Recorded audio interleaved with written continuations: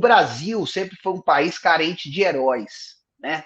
Então, a gente sempre quer colocar em uma pessoa, tanto numa pessoa a responsabilidade por tudo de ruim, quanto numa outra pessoa o dever de ser o super-herói.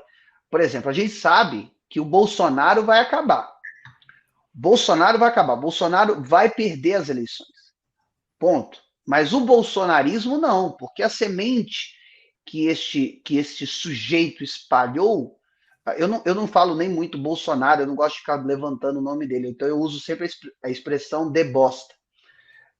Mas a semente que ele espalhou vai ficar por aí. Por isso que a gente precisa eleger uma Câmara forte para ajudar o Lula a fazer as mudanças que o Brasil precisa e colocar a gente de volta no rumo, a rever as questões trabalhistas, a rever as leis que foram perdidas, né? A rever, enfim, as políticas de mercado e todas que estão sendo usadas, o entreguismo que o Debosta propôs, que quer privatizar Petrobras, quer privatizar Correia, essa coisa toda, Banco do Brasil, enfim.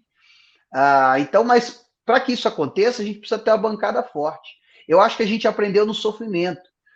Falar de política, a extrema-direita ela fez uma maldade muito grande, que foi o seguinte, ela usou uma estratégia das pautas morais para empurrar a goela abaixo do povo mais pobre e do povo miserável as suas pautas econômicas, que são pautas de morte.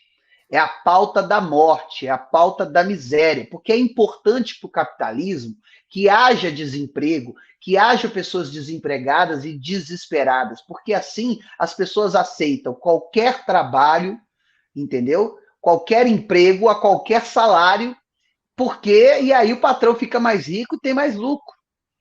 Nem todo mundo se fudeu, é verdade, uma pequena parcela se deu muito bem, e está se dando muito bem, entendeu? E é bom que eles tenham feito bastante o pezinho de meia deles, entendeu? Porque serão investigados, serão presos, serão punidos, porque não pelo fato de ter enriquecido. Todo mundo no país capitalista tem direito de enriquecer, mas é pelos meios escusos com os quais se enriqueceram. E a gente está de olho, a gente sabe, não por nome, a gente sabe muito bem como é, o que está rolando por aí afora.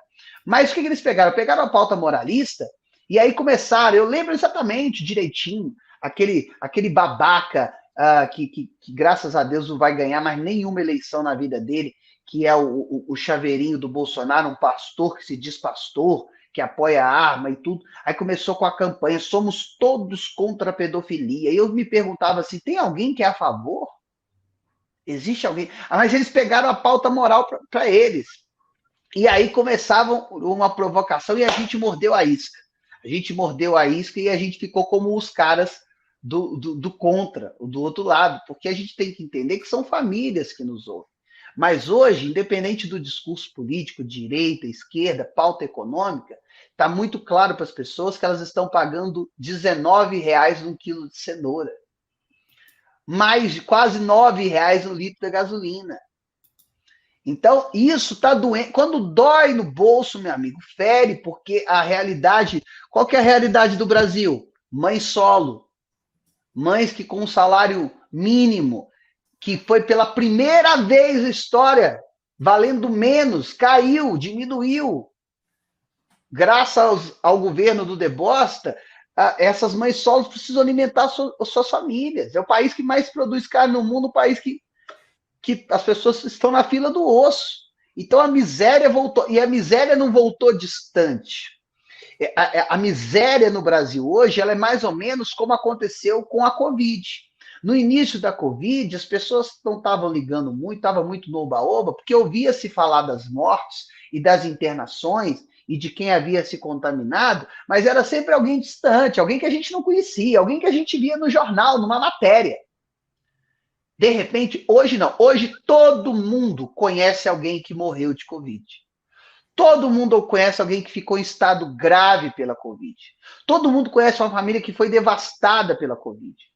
Antigamente falava-se em fome, falava-se em miséria, muito no governo Fernando Henrique, e aí a gente teve o governo Lula, que acabou que trouxe o pobre para o orçamento, trouxe esperança para as pessoas, a gente não viu mais falar de fome. A gente viu o pobre comprando iogurte, fazendo churrasco no final de semana, tomando a sua cervejinha, tomando refrigerante, podendo comprar uma roupa legal para ir para a igreja, para ir para o culto, para ir para a missa, para ir para o seu terreiro, podendo, enfim, tá bem, ter o seu carrinho. E aí o que, que acontece? De repente a gente vê, aí a gente só ouvia falar de miséria distante. Hoje não, hoje a gente vê a miséria nas ruas. E não é só na Cracolândia de São Paulo, não. Em qualquer cidade multiplicaram-se as pessoas. E hoje as pessoas que estão na rua, elas estão morrendo de frio, né? Porque estão lá, voltaram, tiveram que estar.